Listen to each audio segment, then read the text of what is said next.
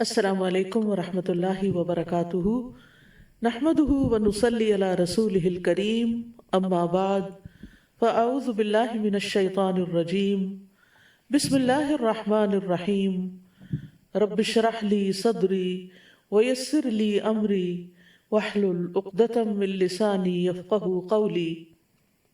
وما من دابة في الأرض إلا على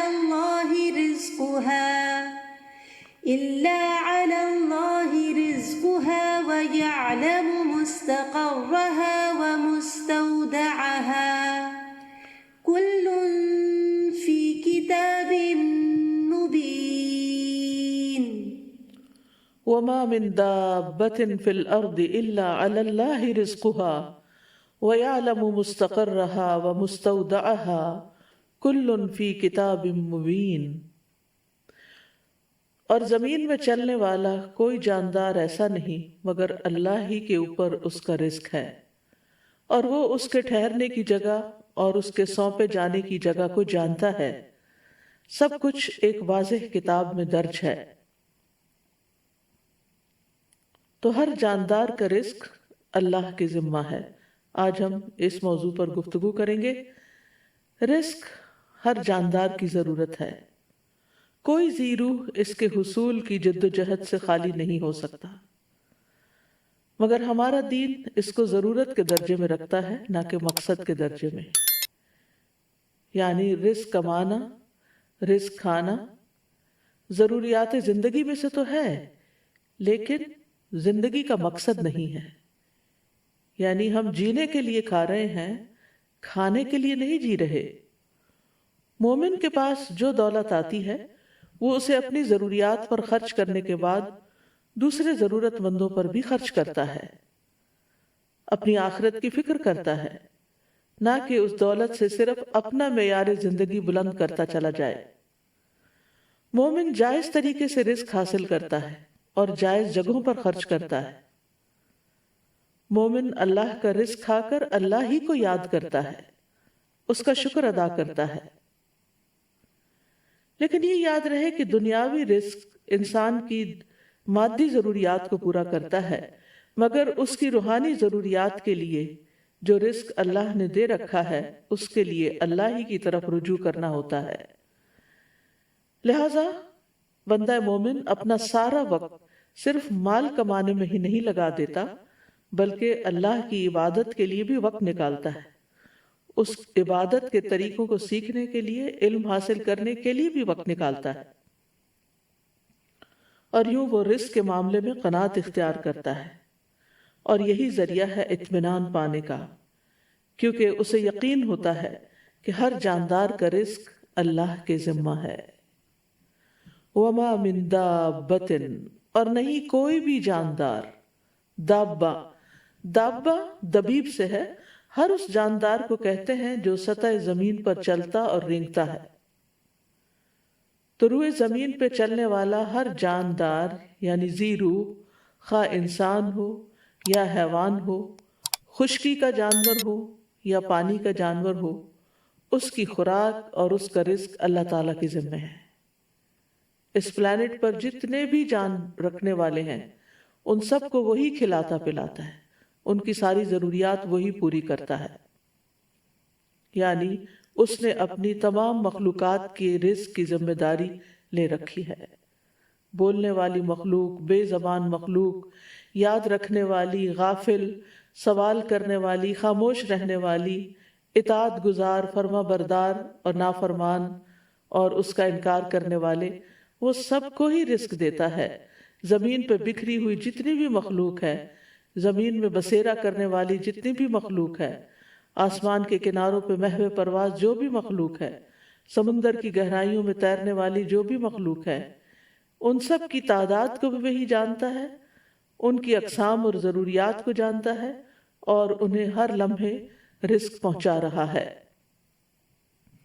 سورۃ العنکبوت آیت 60 میں اللہ تعالیٰ فرماتے ہیں وَكَأَيٍّ مِّن دَابَّةٍ لَا تَحْمِلُ رِزْقَهَا اللَّهُ يَرْزُقُهَا وَإِيَّاكُمْ وَهُوَ السَّمِيعُ الْعَلِيمُ۔ اور کتنے ہی چلنے والے جاندار ہیں جو اپنا رزق اٹھائے نہیں پھرتے، یعنی اپنی کمر پہ لاد کے نہیں پھر رہے، بلکہ ایک وقت کا کھاتے ہیں اور پھر اگلے وقت کے لیے پھر تلاش میں نکل پڑتے ہیں۔ اللہ انہیں رزق دیتا ہے اور تمہیں بھی، اور وہی سب کچھ جاننے والا، سب کچھ سننے والا اور سب کچھ خوب جاننے والا ہے۔ پرندوں کو رزق دینے والا بھی اللہ ہے۔ عمر بن خطاب سے روایت ہے، کہتے ہیں کہ رسول اللہ صلی اللہ علیہ وسلم نے فرمایا، اگر تم اللہ پر اس طرح توکل کرو جس طرح حق ہے توکل کرنے کا، تو وہ تمہیں اسی طرح روزی دے جیسے وہ پرندوں کو دیتا ہے۔ صبح کو وہ بھوکے اٹھتے ہیں اور شام کو پیٹ بھرے ہوئے آتے ہیں، لیکن وہ سارا دن رزق تلاش کرتے ہیں، یعنی ان کے گھونسلے تک نہیں پہنچتا بلکہ وہ اس کے لیے کوشش اور محنت کرتے ہیں۔ جانوروں کے رزق کا بھی مالک اللہ ہے۔ اس سلسلے میں مسند احمد میں ایک روایت آتی ہے، ابو سعید خدری سے مروی ہے، وہ کہتے ہیں کہ ایک بھیڑیے نے ایک بکری پر حملہ کیا اور اس کو پکڑ کر لے گیا۔ چرواہے نے اس کا تعاقب کیا اور اس سے بکری چھین لی۔ وہ بھیڑیا اپنی دم کے بل پہ بیٹھ کے کہنے لگا، وہ بھیڑیا اپنی دم کے بل پر بیٹھ کر کہنے لگا، تم اللہ سے نہیں ڈرتے؟ وہ بھیڑیا اپنے دم کے بل بیٹھ کر کہنے لگا کہ تم اللہ سے نہیں ڈرتے کہ تم نے مجھ سے میرا رزق جو اللہ نے مجھے دیا تھا چھین لیا؟ وہ چرواہا کہنے لگا، تعجب ہے کہ ایک بھیڑیا اپنی دم پر بیٹھ کر مجھ سے انسانوں کی طرح بات کر رہا ہے۔ تو وہ بھیڑیا کہنے لگا، میں تمہیں اس سے زیادہ تعجب کی بات نہ بتاؤں؟ محمد صلی اللہ علیہ وسلم یثرب میں لوگوں کو ماضی کی خبریں بتا رہے ہیں۔ جب وہ چرواہا اپنی بکریوں کو ہانکتا ہوا مدینہ پہنچا تو اپنی بکریوں کو کسی گوشے میں جمع کیا اور رسول اللہ صلی اللہ علیہ وسلم کی خدمت میں حاضر ہوا اور سارا واقعہ سنایا۔ رسول اللہ صلی اللہ علیہ وسلم کے حکم پر الصلاۃ جامعۃ کی منادی کر دی گئی، اور یہ اس وقت ہوتا تھا جب آپ سب لوگوں کو نماز کے وقت کے علاوہ اکٹھا کرنا چاہتے تھے۔ پھر آپ اپنے گھر سے نکلے اور چرواہے سے فرمایا کہ لوگوں کے سامنے اپنا واقعہ بیان کرو۔ اس نے لوگوں کے سامنے سارا واقعہ بیان کر دیا۔ رسول اللہ صلی اللہ علیہ وسلم نے فرمایا، اس نے سچ کہا۔ تو یہاں پر اللہ سبحانہ وتعالی بندوں کو تسلی دے رہے ہیں کہ رزق کے معاملے میں زیادہ پریشان نہ ہو، کیونکہ سب کا رزق، سب کا رازق اللہ ہی ہے، وہی سب کو رزق فراہم کرتا ہے۔ یہ اللہ کا وعدہ ہے اور اس کی ایک سچی ضمانت ہے، اس کا فضل اور مہربانی ہے، حالانکہ اللہ کے ذمے کچھ بھی واجب نہیں ہے، لیکن اگر اللہ نے یہ وعدہ کر رکھا ہے تو پھر یہ ضرور پورا ہو کر رہے گا، کیونکہ اللہ وعدے کی خلاف ورزی نہیں کرتا۔ شیطان انسانوں سے فقر کا وعدہ کرتا ہے، جبکہ اللہ فضل کا وعدہ کرتا ہے۔ سورۃ البقرہ میں آتا ہے، الشیطان یعدکم الفقر ویأمرکم بالفحشاء واللہ یعدکم مغفرۃ منہ وفضلا واللہ واسع علیم۔ شیطان تمہیں فقر کا ڈراوا دیتا ہے اور تمہیں شرمناک بخل کا حکم دیتا ہے، اور اللہ تمہیں اپنی طرف سے بڑی بخشش اور فضل کا وعدہ دیتا ہے، اور اللہ وسعت والا، سب کچھ جاننے والا ہے۔ ابن عباس کہتے ہیں کہ دو چیزیں اللہ کی طرف سے ہیں، دو شیطان کی طرف سے ہیں۔ شیطان تم سے محتاجگی کا وعدہ کرتا ہے اور کہتا ہے اپنا مال خرچ نہ کرو، اسے اپنے ہی پاس روک کر رکھو کیونکہ تمہیں آئندہ اس کی ضرورت ہوگی، اور وہ تمہیں بے حیائی کا حکم بھی دیتا ہے۔ اور اللہ تم سے وعدہ کرتا ہے کہ وہ ان نافرمانیوں پر تمہیں معاف کر دے گا اور رزق میں اضافہ کر دے گا۔ اور جہاں تک لفظ رزق کا تعلق ہے تو ابن منظور لسان العرب میں کہتے ہیں، رزق سے مراد ہر وہ چیز ہے جس کے ساتھ ہر زندہ مخلوق کی زندگی قائم ہوتی ہے، خواہ وہ چیز معنوی ہو یا مادی ہو، یعنی ہر زندہ مخلوق جس چیز پر انحصار کرتا ہے، جس پر اس کی زندگی کا دار و مدار ہوتا ہے، وہ اس کے لیے رزق ہے۔ لیکن یاد رکھیے کہ رزق صرف کھانا پینا ہی نہیں، صرف مال ہی نہیں، بلکہ ہر نعمت رزق ہے۔ یعنی بعض لوگ سمجھتے ہیں کہ شاید مال کا ملنا ہی رزق ہے، جبکہ ہر وہ چیز ہر وہ نعمت جو اللہ نے آپ کو دی ہے وہ اللہ کا رزق ہے۔ اس میں مال بھی ہے، آل اولاد بھی ہے، اہل و عیال ہے، صحت، محبت، قبولیت، یہ ساری چیزیں رزق کہلاتی ہیں۔ یعنی یہ ساری انسان کی ضروریات ہیں، اور اللہ سبحانہ تعالیٰ ان ضروریات کو پورا کرتا ہے. یعنی ہر عطا کردہ چیز جو ہے وہ اللہ کا رزق ہے. اور پھر رزق کی دو قسمیں ہیں، ایک عام رزق ہے، ایک خاص رزق ہے. عام رزق سے ہر نیک اور فاجر فائدہ اٹھاتا ہے. اس میں حیوان، انسان، جن سب شامل ہیں. یہ جسموں کا رزق ہے اور یہ رزق اللہ نے تقسیم کیا ہے اور اللہ نے ان میں سے ہر ایک کو رزق دینے کا ذمہ لیا ہے. دوسرا خاص رزق ہے اور یہ رزق کی دوسری قسم اللہ اپنے انبیاء اور اپنے رسولوں کے ہاتھوں پر اپنے بندوں میں سے جسے چاہتا ہے یہ رزق عطا کرتا ہے، اور یہ ایمان اور توحید کا رزق ہے.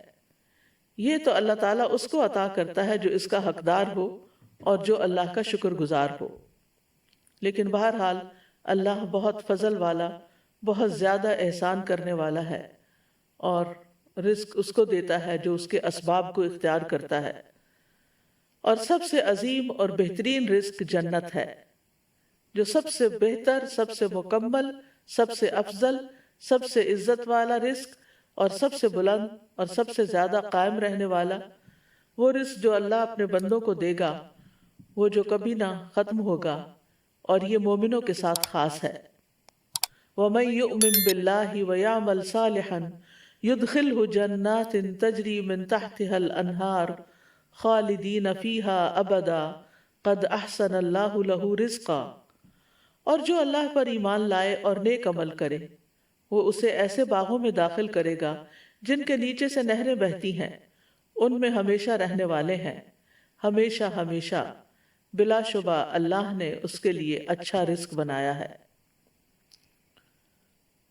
تو فرمایا وما من دابۃ الا علی اللہ رزقها وَيَعْلَمُ مُسْتَقَرَّهَا وَمُسْتَوْدَعَهَا، اور وہ اس کا ٹھکانہ اور اس کے سونپے جانے کی جگہ کو بھی جانتا ہے. یا مستقر سے مراد وہ جگہ ہے جس کی طرف ہر کوئی چیز جگہ پکڑتی ہے اور رات اور دن بھی اسی میں ٹھہرتے ہیں. اور مستودع یہ وہ جگہ ہے جس میں کوئی چیز دفن کی جاتی ہے جب موت آتی. تو گویا مستقر ہوا دنیا کا ٹھکانہ اور مستودع ہوا مرنے کے بعد کا ٹھکانہ یعنی قبر. اور لیکن ابن عباس کہتے ہیں کہ مستقر سے مراد یا تو جنت ہے یا جہنم، یعنی اللہ سبحانہ تعالیٰ کو پہلے سے ہی پتا ہے کہ کون لوگ جنت میں جائیں گے اور کون کون جہنم میں جائیں گے. کیونکہ قرآن مجید میں آتا ہے جنت کے بارے میں حسنت مستقرا و مقاما، کہ کتنی اچھی ٹھہرنے کی جگہ ہے. تو گویا اس طرح پھر اللہ تعالیٰ ہر جاندار کی زندگی کے یعنی موجودہ زندگی کے حالات بھی جانتا ہے اور موت کے بعد کے بھی حالات جانتا ہے. اللہ تعالیٰ وہ تمام جگہیں جانتا ہے جہاں انسان نے کچھ مدت کے لیے ٹھہرنا ہے، خواہ وہ باپ کی پشت ہو یا ماں کا رحم ہو یا زمین کا کوئی حصہ ہو جہاں اس نے زندگی گزارنی ہے. اور اللہ تعالیٰ وہ جگہ بھی جانتا ہے جن کے سپرد انسان مرنے کے بعد ہوتا ہے، خواہ وہ زمین میں کھودی ہوئی جگہ ہو یا کسی جانور کا پیٹ ہو یا جو بھی جگہ اللہ نے قیامت تک اس کے سپرد ہونے کے لیے لکھی ہے، وہ سب کچھ اس کے لیے قبر ہی ہے. تو خلاصہ یہی ہے کہ اللہ تعالیٰ ہمارے دنیا کے حالات کو بھی جانتا ہے اور موت کے بعد کے حالات کو بھی. اللہ کا علم کامل ہے، وہ بحر و بر کی ایک ایک چیز کا علم رکھنے والا ہے. سورۃ الانعام میں فرمایا وَعِندَهُ مَفَاتِحُ الْغَيْبِ لَا يَعْلَمُهَا إِلَّا هُوَ وَيَعْلَمُ مَا فِي الْبَرِّ وَالْبَحْرِ وَمَا تَسْقُطُ مِنْ وَرَقَةٍ إِلَّا يَعْلَمُهَا وَلَا حَبَّةٍ فِي ظُلُمَاتِ الْأَرْضِ وَلَا رَطْبٍ وَلَا يَابِسٍ إِلَّا فِي كِتَابٍ مُبِينٍ. اور اسی کے پاس غیب کی چابیاں ہیں، انہیں اس کے سوا کوئی نہیں جانتا، اور وہ جانتا ہے جو کچھ خشکی اور سمندر میں ہے، اور کوئی پتا نہیں گرتا مگر وہ اسے جانتا ہے. اور زمین کے اندھیروں میں کوئی دانہ نہیں اور نہ کوئی تر جگہ ہے اور نہ خشک مگر وہ ایک نہ کوئی تر چیز ہے نہ خشک مگر وہ ایک واضح کتاب میں ہے. کوئی چیز جو ذرے برابر بھی ہو اس کے علم سے باہر نہیں. سورۃ یونس میں آتا ہے وَمَا يَعْزُبُ عَنْ رَبِّكَ مِن مِّثْقَالِ ذَرَّةٍ فِي الْأَرْضِ وَلَا فِي السَّمَاءِ وَلَا أَصْغَرَ مِن ذَلِكَ وَلَا أَكْبَرَ إِلَّا فِي كِتَابٍ مُبِينٍ. اور تیرے رب سے کوئی ذرہ برابر چیز بھی نہ زمین میں غائب ہو سکتی ہے اور نہ آسمان میں، اور نہ اس سے کوئی چھوٹی چیز یعنی ذرے سے چھوٹی چیز، اور نہ کوئی بڑی چیز، مگر ایک واضح کتاب میں موجود ہے۔ کل فی کتاب مبین، ہر چیز لوح محفوظ میں لکھی ہوئی ہے، واضح کتاب میں لکھی ہوئی ہے۔ اور جو کچھ بھی ہوتا ہے، جو بھی حادثے زمین یا آسمان میں ہوتے ہیں، ان سب کا علم اللہ کے پاس ہے، اور وہ علم لکھا ہوا بھی ہے، یعنی اس نے ہر چیز کی تقدیر لکھ دی ہے، ہر چیز پر اس کی مشیت نافذ ہے، اور ہر ایک کے لیے اس کا رزق وسیع ہے۔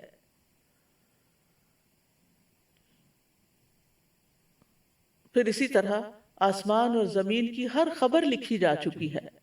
الم تعلم ان اللہ یعلم ما فی السماء والارض ان ذلک فی کتاب ان ذلک علی اللہ یسیر، کیا تم نہیں جانتے کہ اللہ وہ سب کچھ جانتا ہے جو آسمان اور زمین میں ہے، بلا شبہ یہ سب کچھ ایک کتاب یعنی لوح محفوظ میں درج ہے، اور اللہ کے لیے یہ بات بالکل آسان ہے۔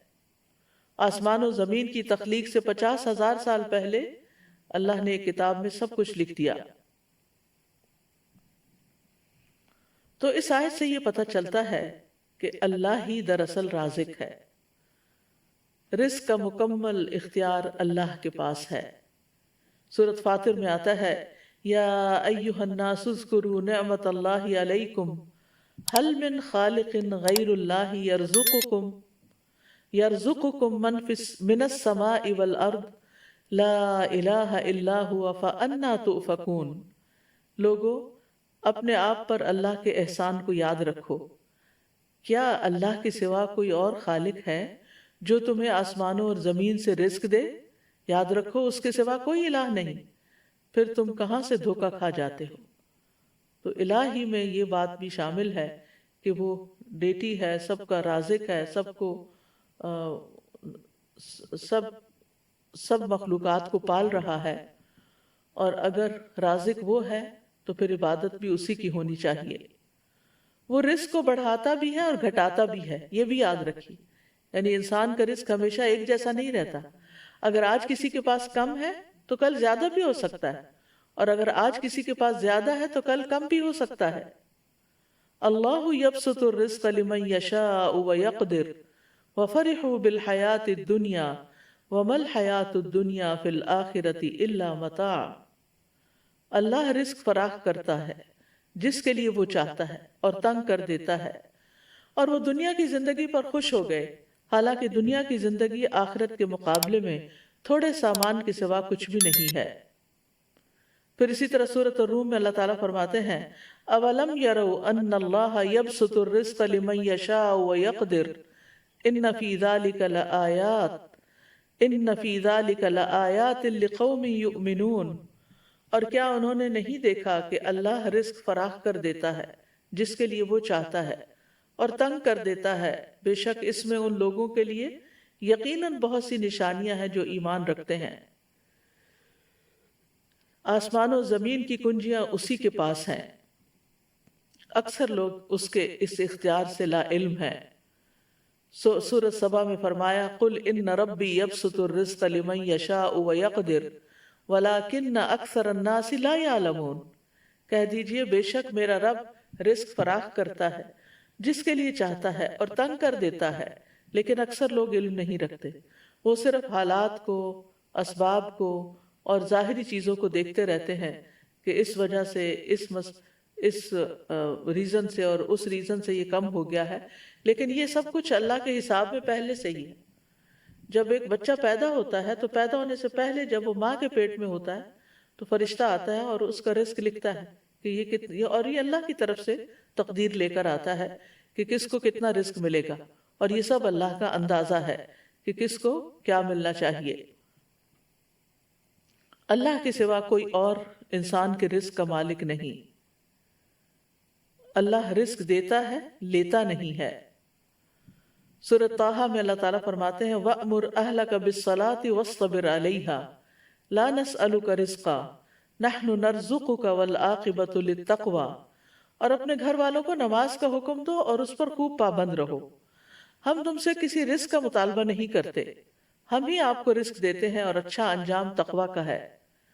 لیکن آپ دیکھیے کہ اس کے برعکس ہم اپنے گھر والوں کو کس چیز کا یا بچوں کو کس چیز کا حکم دیتے رہتے ہیں، وہ نماز پڑھیں یا نہ پڑھیں، نماز کی پابندی کریں یا نہ کریں، اس کا اتنا غم نہیں ہوتا جتنا اس بات کا غم کہ یہ کیا کما رہے ہیں، یہ کہ کہاں سے کھائیں گے، یہ کیسے جئیں گے۔ ضرور اس کا بھی فکر ہونا چاہیے، یہ نہیں کہا گیا کہ اسباب اختیار نہ کرو، اسباب اختیار کرنے چاہیے، لیکن اللہ سبحانہ وتعالیٰ فرماتے ہیں کہ ہم آپ سے رزق نہیں مانگتے، رزق تو اللہ کے ہاتھ میں ہے، نحن نرزقک ان اللہ هو الرزاق ذو القوۃ المتین،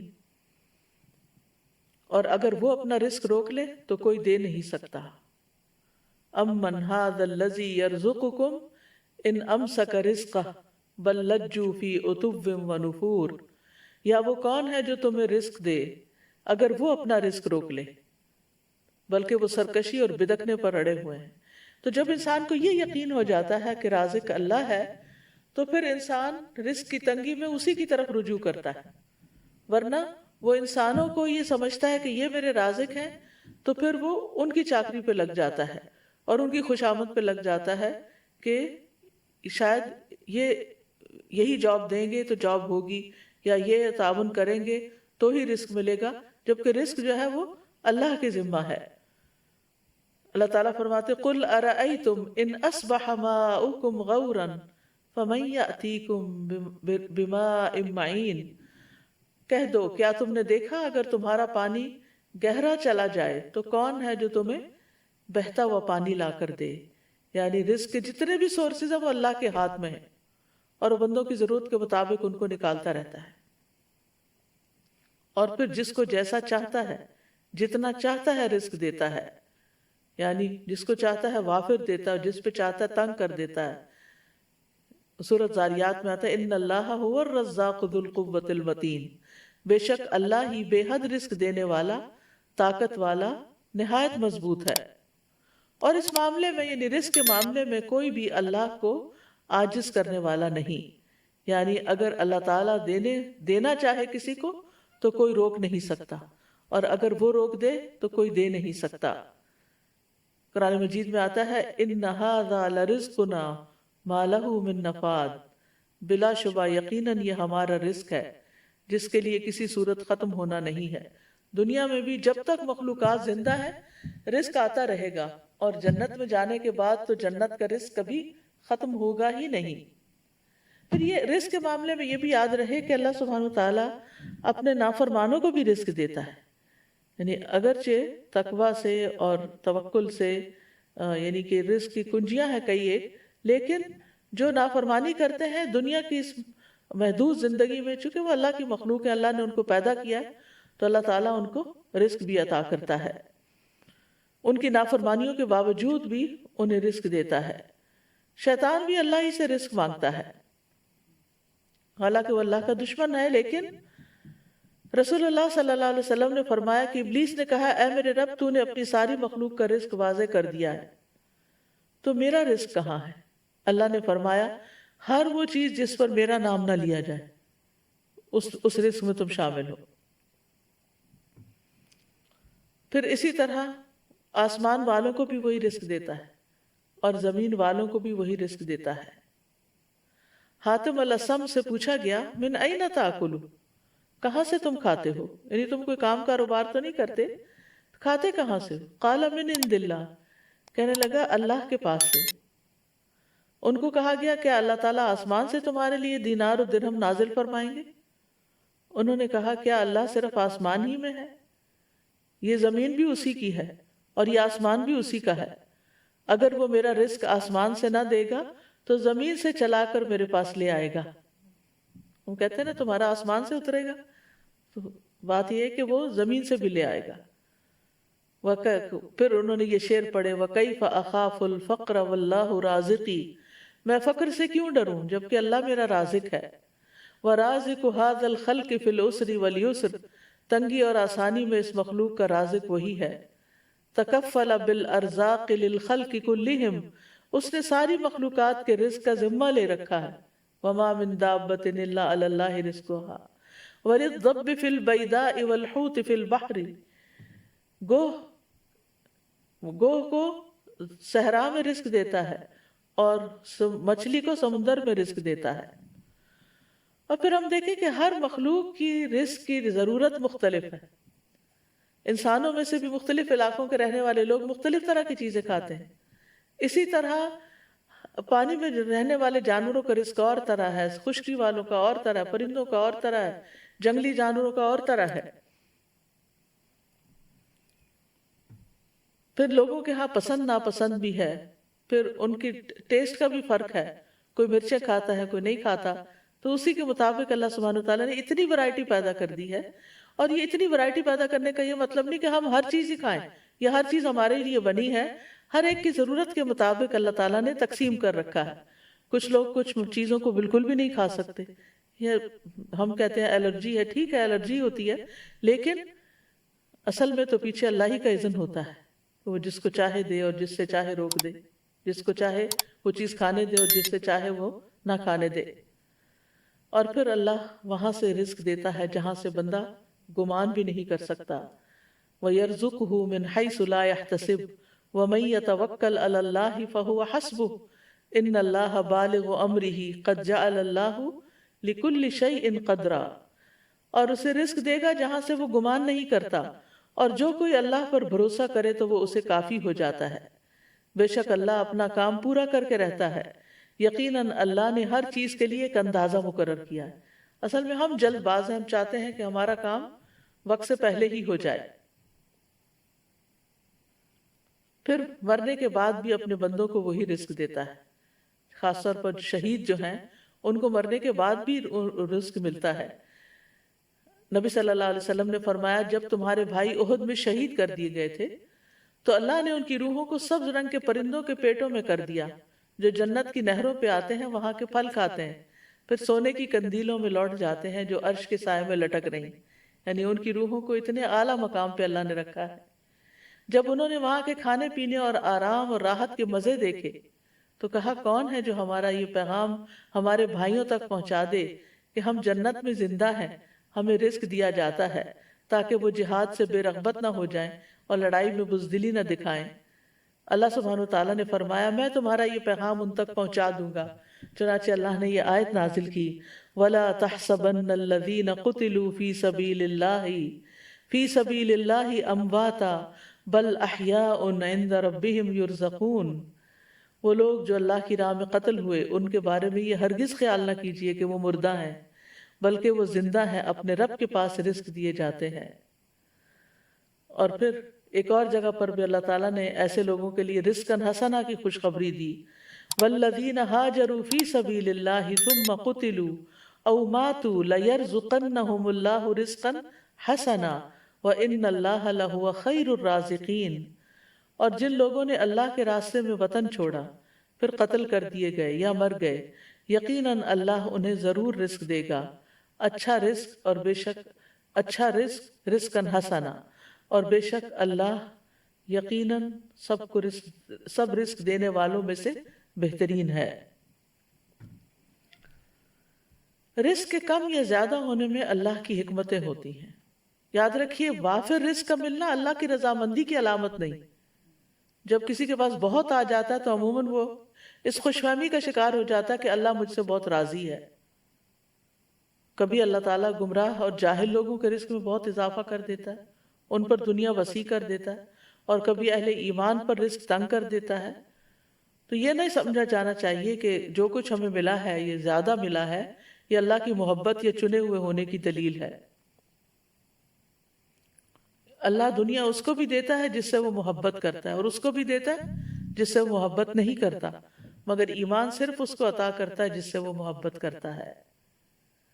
رزق کا گھٹنا بڑھنا جو ہے یہ اللہ کی طرف سے ایک امتحان ہے. جیسے اور بہت سی چیزوں میں امتحان ہے تو رزق کے معاملے میں بھی ایک امتحان ہے.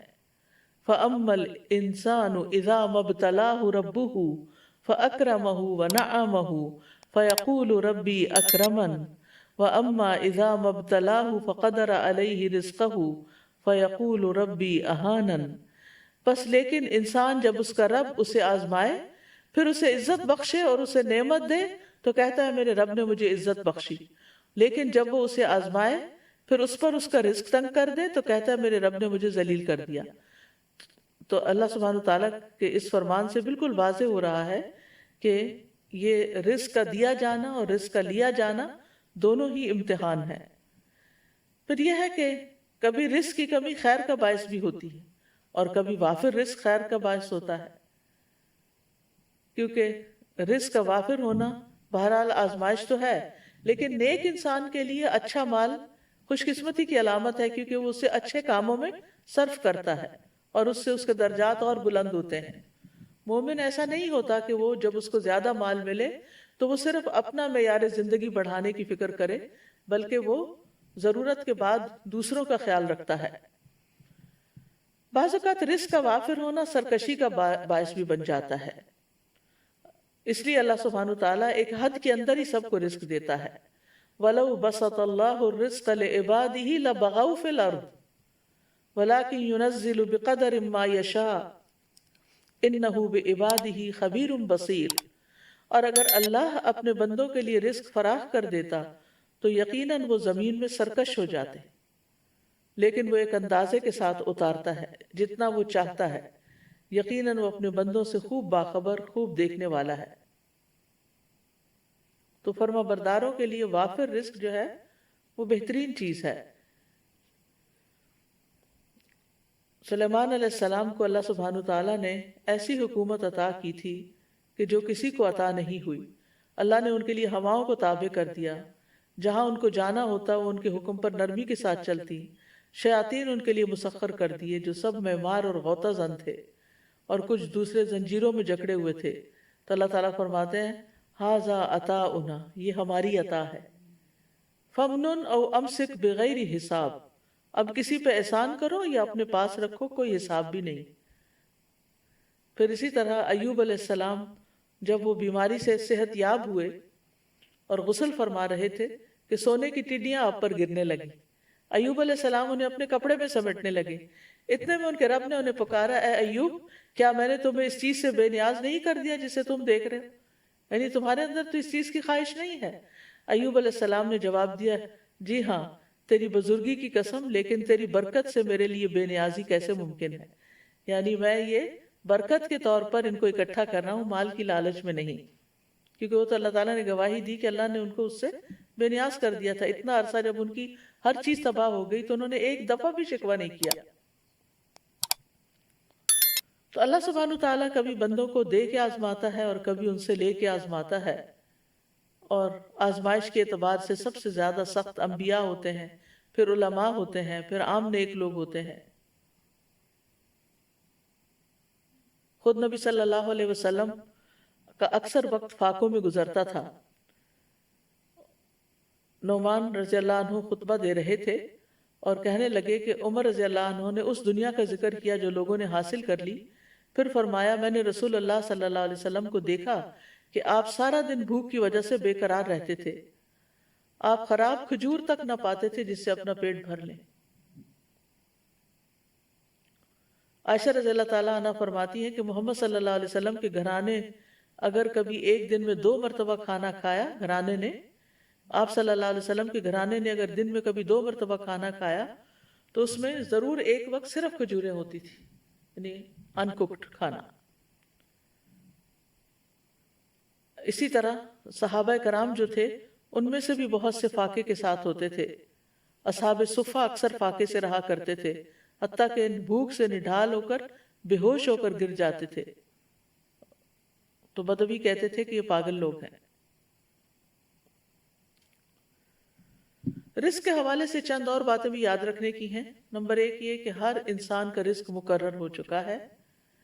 نبی صلی اللہ علیہ وسلم نے فرمایا ابن آدم سے 4 چیزیں کے معاملے میں فارغ ہوا جا چکا ہے، اس کی تخلیق، اس کے اخلاق، اس کے رزق اور اس کی موت سے۔ پھر ماں کے پیٹ میں ہی بچے کا رزق لکھ دیا جاتا ہے۔ رزق سے بھاگنے والا بھی رزق پا کر ہی رہے گا۔ رزق کی تلاش میں نکلنا چاہیے، منع نہیں ہے۔ اللہ کے ذمہ رزق ہونے کا مطلب یہ نہیں کہ انسان کمائی نہ کرے یا تلاش نہ کرے، یعنی رزق اس کا مطلب ہے کہ رزق کے تمام خزانے اللہ کے ہاتھ میں ہیں، لیکن انسان کو محنت کرنا ہوگی، اسباب اختیار کرنا ہوں گے۔ اور رزق کی تلاش کا بھی حکم دیا گیا ہے. فَابْتَغُوا عِنْدَ اللَّهِ الرِّزْقَ وَاعْبُدُوهُ. جمعے کے دن بھی جب جمعہ پڑھ لیا جائے تو کیا حکم دیا گیا؟ فَإِذَا قُضِيَتِ الصَّلَاةُ فَانْتَشِرُوا فِي الْأَرْضِ وَابْتَغُوا مِنْ فَضْلِ اللَّهِ، کہ جب نماز ادا کی جا چکے تو زمین میں پھیل جاؤ اور اللہ کا فضل تلاش کرو. وَاذْكُرُوا اللَّهَ كَثِيرًا لَعَلَّكُمْ تُفْلِحُونَ، اور اللہ کو بہت یاد کرو تاکہ تم فلاح پاؤ. پھر زمین میں چلنے پھرنے کا حکم ہے اور رزق کھانے کا حکم ہے.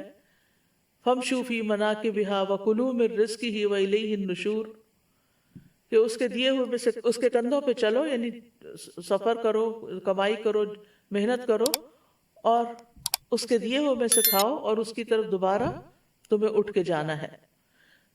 رزق کی تلاش کے لیے جانا انبیاء کی سنت ہے. اسماعیل علیہ السلام کی شادی کے بعد ابراہیم علیہ السلام اپنے چھوڑے ہوئے خاندان کو دیکھنے آئے.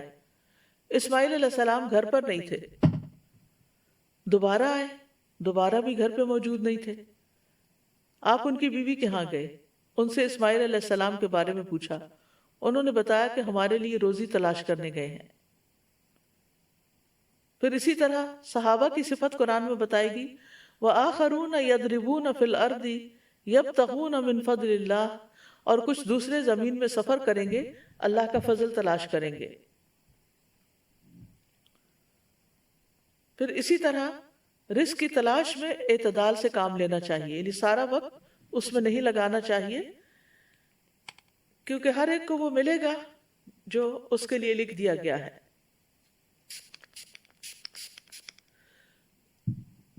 یاد رکھیے، رزق کے لیے محنت کرنے، کمانے کے علاوہ کچھ اور چیزیں بھی ہیں کہ جو انسان کے رزق کو بڑھاتی ہیں، جس میں نمبر 1 ایمان اور تقوی اختیار کرنا. وَمَن يَتَّقِ اللَّهَ يَجْعَل لَّهُ مَخْرَجًا وَيَرْزُقْهُ مِنْ حَيْثُ لَا يَحْتَسِبُ. جو اللہ کا تقوی اختیار کرے گا، اللہ اس کے لیے مشکلات سے نکلنے کا راستہ بنا دے گا. اللہ اس کو وہاں سے رزق دے گا جہاں سے وہ گمان بھی نہیں رکھتا. پھر اسی طرح ایمان اور عمل صالح کرنے والے سے اللہ کا وعدہ ہے کہ وہ اس کو رزق عطا کرے گا. ابن عباس سے اس آیت کا مطلب پوچھا گیا. من عمل صالحا من ذکر او انثى وهو مؤمن فلنحيينه حیاتا طیبہ. جو بھی نیک عمل کرے، مرد ہو یا عورت ہو اور وہ مومن ہو، تو یقیناً ہم اسے ضرور زندگی بخشیں گے، پاکیزہ زندگی، اور یقیناً ہم انہیں ان کا اجر ضرور بدلے میں دیں گے. تو انہوں نے کہا حیات طیبہ سے مراد حلال رزق ہے، کہ ایسے لوگوں کو اللہ تعالیٰ حلال رزق عطا کرے گا. پھر یہ ہے کہ رزق کمانے کے ساتھ ساتھ عبادت کے لیے وقت نکالنا چاہیے، ورنہ فرمایا ابن آدم مجھ سے دور نہ ہو، ورنہ میں تیرے دل کو فقر سے اور تیرے ہاتھ کو شغل سے بھر دوں گا. یعنی کام کبھی ختم نہیں ہوگے، عبادت کے لیے بھی وقت نکالو. پھر فرائض کی ادائیگی، پھر اللہ کی اطاعت کرنا. حدیث میں آتا